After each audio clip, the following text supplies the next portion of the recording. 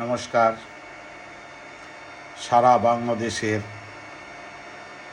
জনগণ, সুবুদ্ধি সম্পন্ন মানুষজন, আপনাদের রইল প্রীতি, শুভেচ্ছা ও ভালোবাসা।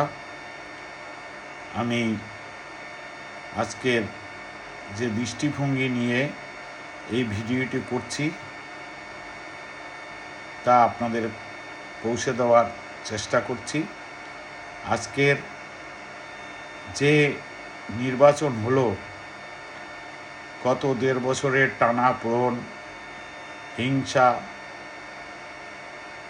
এবং দাঙ্গা, যা বলেন, জ্যান্ত লোককে গাছে ঝুলিয়ে পুড়িয়ে মারা, সব কিছুই সোশ্যাল মিডিয়ায় দেখা হলো এবং একটি নির্বাচন হলো। নির্বাচনটি মোটামুটি সুষ্ঠুভাবে হয়েছে, কিছু বিক্ষিপ্ত ঘটনা ছাড়া।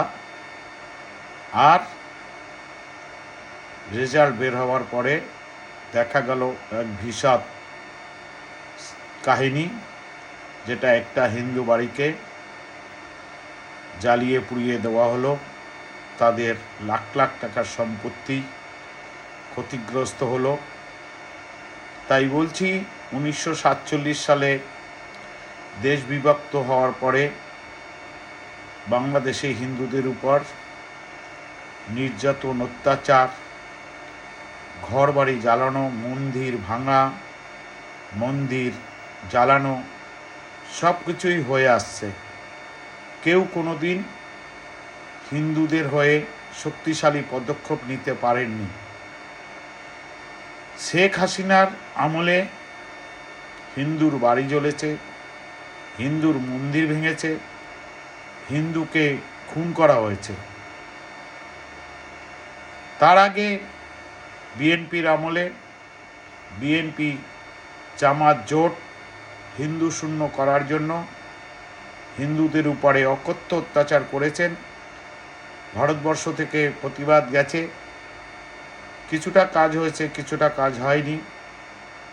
তথাপিও বলছি, আজকের যে নির্বাচনটি হলো মন্দের ভালো,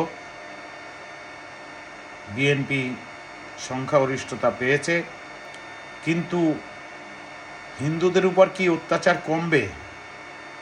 আমার তো মনে হয় না। হিন্দুরা 1947 সালে দেশ বিভক্ত হওয়ার পর থেকে অত্যাচারিত হচ্ছে। আজকে 2026, এখনও অত্যাচারিত হয়ে এসছে। জীবন্ত পুড়িয়ে মারা হচ্ছে, গাছে ঝুলিয়ে, সমস্ত কিছু সোশ্যাল মিডিয়ায় দেখতে পাচ্ছি। তাই বলছি,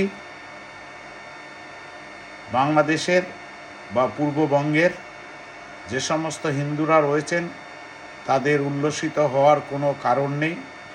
আপনারা ঐক্যবদ্ধ থাকুন, বেঁচে থাকার জন্য লড়াই করুন। আপনারা পালিয়ে যাবেন না। আপনার জন্মভূমিতেই থাকুন।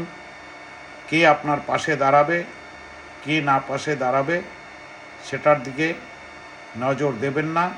আপনাদের অস্তিত্ব, আপনাদের সুরক্ষা, সব কিছুই আপনাকে নিতে হবে। নমস্কার, ধন্যবাদ।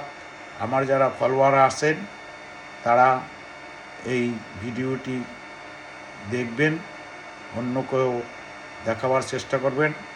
আমার ইউটিউব দূরাভাস, এই দূরাভাসেও ইউটিউব চ্যানেলটি দেখতে পাবেন এবং ফেসবুকেও দেখতে পাবেন। নমস্কার।